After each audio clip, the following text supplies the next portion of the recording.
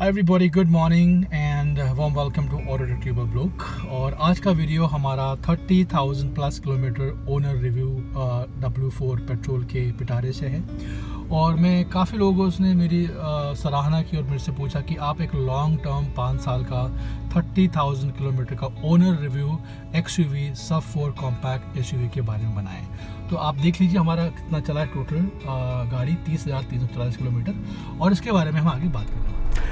Hi everybody, welcome back. तो आज कुछ इंपॉर्टेंट चीज़ों के बारे में पहले हम लोग बात करते हैं, बाद में आपको गाड़ी की मैं ड्राइव करूंगा और पूरा जो मेरा 5 साल का एक्सपीरियंस रहा XUV 300 का गाड़ी के बारे में आपको डिटेल में बताऊंगा। पहली बात, आपको गाड़ी लेनी क्यों चाहिए? तो पहली बात आप ध्यान रखें, ये एक 5 स्टार रेटेड SUV है, क्रैश टेस्ट, और इसमें अडल्ट प्लस चाइल्ड का प्रोटेक्शन 5 है। ऐसा कोई भी गाड़ी में फ़िलहाल सब 4 कॉम्पैक्ट SUV में आज तक आया नहीं। तो ये रीज़न नंबर 1। नंबर 2, आपको इसमें बेसिक वेरिएंट से 4 डिस्क ब्रेक मिल जाते हैं, जो कि बारिश में कहीं भी आप गाड़ी चलाएं, आपातकालीन अगर आप ब्रेक मारें तो आपको एक स्ट्रॉन्ग सिक्योरिटी और सेफ्टी फील होता है। तीसरा, एम्पल स्पेस है। अगर 4 अडल्ट और एक बच्चा बैठा है और मान लीजिए 5 बंदे बैठे हैं इंक्लूडिंग ड्राइवर, तो आपको अच्छा खासा स्पेस मिलेगा। लेग रूम अच्छा है, पीछे का कंफर्ट अच्छा है। हाँ, कोशिश कीजिए कि अगर ज़्यादा बल्कि लोग हों तो थोड़ा आपको 5 में दिक्कत है, बट नॉर्मली 4 लोग तो आप आराम से बैठ सकते हो। और सबसे इम्पॉर्टेंट चीज़ जो मुझे लगता है कि हर किसी को इस प्रेफर करना चाहिए, यार गाड़ी लेने के बाद ना मेंटेनेंस का जो कॉस्ट है वो आपके जेब में आपको भारी नहीं पड़ना चाहिए। फॉर एग्जांपल मैं बोलता हूँ कि जो लोग जीप कंपस लेते हैं, मेरी खुद की बहुत पसंदीदा कार है, लेकिन अगर मैं जीप कंपस पेट्रोल डीजल की सर्विस मेंटेनेंस की बात करूँ तो भाई 15,000, 12,000, 20,000 पर मेंटेनेंस में जाता है। तो ये गाड़ी उस मुकाबले से आपको बहुत अच्छा एक क्या कहते हैं कि आपको एक सहूलियत देगी। अब मैं गाड़ी को कुछ पहले ड्रॉबैक्स की बात करता हूं, फिर जब हम गाड़ी चलाएंगे तो हम इसको एडवांटेज के बारे में बात करेंगे। नंबर 1, देखिए, हर कोई इस गाड़ी में आपको एडवांटेजेस तो बताता है। मैं आपको पहले डिसएडवांटेज बताता हूँ, फिर मैं आपको चलाते हुए कुछ एडवांटेज बताऊंगा। नंबर 1, ये जो आप सामने का मिरर देख रहे हैं, ये रात में अगर आप गाड़ी देखें तो ये थोड़ा सा आपको दिक्कत देता है, तो उसको आपको रेगुलर क्लीन करना है। और एक आपको महिंद्रा का एक लिक्विड आता है, उसको आपको यूज़ करना है। दूसरी बात, जो वाइब्रेशन के लोगों ने कंप्लेंट की है, तो अगर आप देखें तो फॉर एग्जांपल ये वाला पार्ट हो गया या फिर मिरर वाला पार्ट हो गया, यहाँ नॉर्मली होता क्या है कि जब आप ख़राब टारमैक पे गाड़ी चलाते हैं तो ऑब्वियसली आपको एक वाइब्रेशन का अनुमान होता है। दूसरी बात रहा आपको स्टीयरिंग, ये जो अपना स्टीयरिंग है गाड़ी का, ये देखिए एकदम भारी भी नहीं, एकदम लाइट भी नहीं। आपको you can not compare this with so called let's say जिसको हम कहते हैं कि फोर्ड इकोस्पोर्ट का स्टीयरिंग बहुत अच्छा था। ये मेरे ख्याल से एक लाइट भी है, लेकिन अगर आप इसको प्रॉपर स्टीयरिंग मेंटेन करें, मैनेज करें और नॉर्मल रहे, इकोस्पोर्ट रहे, तो डेफिनेटली आप इसका एक अच्छा आनंद ले सकते हैं। और सबसे इंपॉर्टेंट चीज़ जो मुझे लगता है लोगों ने काफ़ी दिक्कत का सामना फेस किया, वो है कि भाई इसका जो क्लच का डिस्टेंस है वो थोड़ा लंबा है। अगर आप एक छोटे हाइट के व्यक्ति हैं तो डेफिनेटली आपको सीट को आगे पीछे करना पड़ेगा ताकि आपको एडजस्टमेंट प्रॉपर रहे। और सबसे इंपॉर्टेंट बात, ये जो आप देख रहे हैं, इसका 1, 2, 3 थोड़ा सा टॉल गियरिंग है इसका, ठीक है। तो टॉल जब गियरिंग बोलूँगा तो मतलब ये है कि भाई इसका नॉब भी लंबा है, और ऊपर से जब आप इसको प्रेस करते हैं, जब गियर लगाते हैं, तो आपको बहुत स्मूथ एक्सपीरियंस फील होगा। हालांकि लोग कहते हैं कि बहुत ज़्यादा लंबा है तो कभी हाथ में बैठता नहीं बैठता, बट मेरे हिसाब से मुझे बहुत अच्छा लगता है। अब चलिए मैं आपको बात करता हूँ ओवरऑल गाड़ी के मुख्य एडवांटेजेस के, और मैं गाड़ी आपको चला के दिखाता हूँ। तो जो सबसे पहला चीज़ मुझे लगता है जो हर एक बंदे को गाड़ी के बारे में जानना चाहिए, खासकर XUV 300 की, भाई गाड़ी का रोड का फील का प्रेजेंस कैसा है। तो मेरे हिसाब से अगर आप गाड़ी का प्रेजेंस की बात करें तो एक ऐसी कार है भारत की जिन्होंने इतना स्ट्रॉन्ग रोड आपको प्रेजेंस गाड़ी में मिलेगा कि भाई आपको कभी दिक्कत नहीं हो कि भाई आपने कोई हल्की गाड़ी ले ली, चाहे आप 80 पे चलाएं, 100 पे चलाएं, 120 पे चलाएं, ऐसा कोई भी आपको एक लिमिटेशन नहीं मिलेगा इस गाड़ी के माध्यम से कि भाई आपको कहीं डर लगे। मान लीजिए आप छोटी मोटी गाड़ी लेते हैं, लेट्स से आप एक स्विफ्ट ले लें, अगर आप स्विफ्ट को 100 के ऊपर चला तो कहीं ना कहीं आपको एक वाइब्रेशन फील होता है। ये गाड़ी एक रॉक सॉलिड गाड़ी का कैटेगरी में आता है, जहाँ पे यार गाड़ी का बिल्ड इतना अच्छा है, स्टील इतना अच्छा है कि आपको कहीं कभी अफसोस नहीं हो कि भाई हमने कौन सी गाड़ी ले ली है। तो ये रहा पहला एक्सपीरियंस कि भाई गाड़ी का रोड का प्रेजेंस कैसा है। मैं आपको कुछ और बताता हूँ जो मैंने पॉइंट्स लिखे हैं। माइलेज, भारत में हर कोई जानना चाहता है कि भाई ये गाड़ी का माइलेज सिटी प्लस हाईवे पे विथ एसी ऑन कितना मिलेगा। तो अगर आप मेरी एक तजुर्बा जो मेरा 5 साल का रहा उसके बात माने, तो अगर आप city bumper to bumper with full fledge AC चलाते हो तो आपको कम से कम 11.5 से लेके 13 के बीच में आपको आजकल मुझे मिल रहा है वो एसी का एक्सपीरियंस।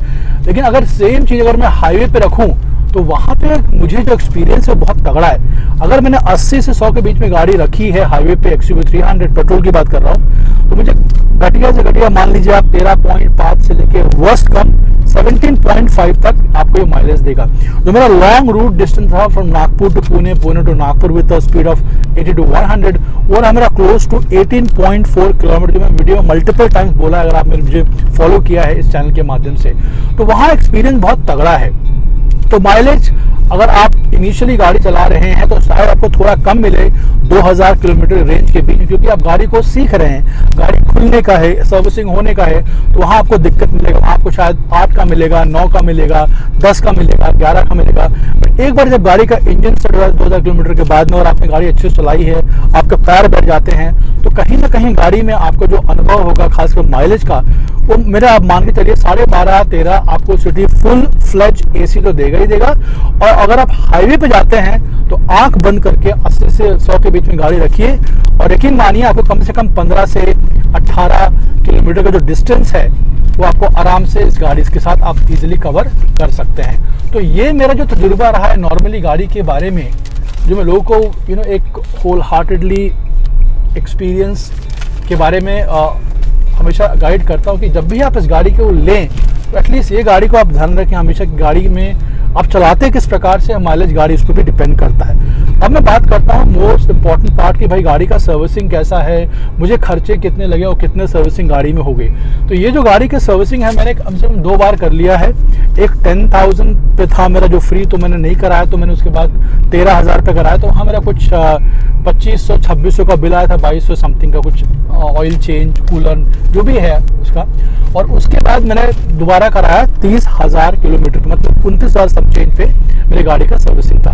तो वहाँ मुझे क्लोज टू लगा, क्योंकि उन्होंने कुछ 40,000 के रेंज में मेरे गाड़ी का सर्विसिंग का वो चार्ज लगाया, तो वहाँ मुझे पड़ा कम से कम 4800 रुपीज़ सर्विस चार्ज, जो काफ़ी कुछ चीज़ों ने सर्विसिंग किया, चेक किया, और मैं काफ़ी दिनों बाद कराया था क्योंकि मुझे कुछ समय भी बीच में मिल नहीं पाया था। तो ये सर्विसिंग का 5 साल का एक्सपीरियंस। अब मैं बताता हूँ गियर और क्लच के पूरी कहानी। इस गाड़ी के मामले में लोगों का बेसिक कंप्लेंट ये कि भाई इसका जो क्लच सिस्टम बहुत लॉन्ग ट्रैवल है। नो डाउट लॉन्ग ट्रैवल तो है, बट आप एक अनुमान ये भी लगाएं कि बहुत लाइट है, तो आपको उतना थकावट महसूस नहीं होगा कंपेयर टू डीजल के मुकाबले। इवन डीजल भी महिंद्रा का अगर आप XUV 300 लेंगे तो बहुत बहुत किफ़ायती है, बहुत प्लेजेंट एक्सपीरियंस मैं कहूँगा इस मुद्दे के हिसाब से। अब बात करते हैं कि ओवरऑल एसी का एक्सपीरियंस कैसा है। यार लोगों ने काफ़ी चिल्लाया था कि भाई एक इकलौती गाड़ी है पहले जिसमें बैक एसी नहीं, अब तो एसी भी आ गया नया वर्जन में, जिसको मैं रेकमेंड नहीं करता, बिकॉज जो मुझे ओल्ड का फील मिलता है गाड़ी में वो शायद पीछे उतना मिला नहीं। तो अभी आपको मैं ये बताना चाहता हूँ कि ये जो गाड़ी का एसी है बहुत पावरफुल है। और खाली ये नहीं, महिंद्रा की कोई भी गाड़ी ले ले, चाहे पैसेंजर व्हीकल ले ले, नॉन पैसेंजर व्हीकल ले ले, महिंद्रा ने हमेशा अपने एसी पे बहुत तवज्जो दिया है। और काफ़ी बार अगर आप इस गाड़ी का एक्सपीरियंस करें 45-48, हालांकि मैं नागपुर से बिलोंग करता हूँ और फिलहाल मैं पुणे में हूँ, इस गाड़ी का जो मुझे एक्सपीरियंस रहा खासकर कूलिंग का, मैं आपको सही बता रहा हूँ कि मैंने कभी भी डिसअपॉइंटमेंट फील नहीं किया। मैंने इसको 47-48 डिग्री सेल्सियस में भी गाड़ी को अनुमान किया है, एक्सपीरियंस किया है, और किसी भी मुकाबले से मुझे कहीं भी कोई भी एसी का लैग यहाँ लगा नहीं। तो AC performance is absolutely top class. अब हम बात करते हैं इंजन, जो इस गाड़ी का पूरा मुख्य बोलते ना कि दिल धड़कन सब कुछ है। तो महिंद्रा मराजो का इंजन है जिसको उन्होंने टर्बो चार्ज किया है। 110 bhp का पावर है आपके पास, 200 का टॉर्क है, जो कि सेगमेंट में सबसे लीडिंग है।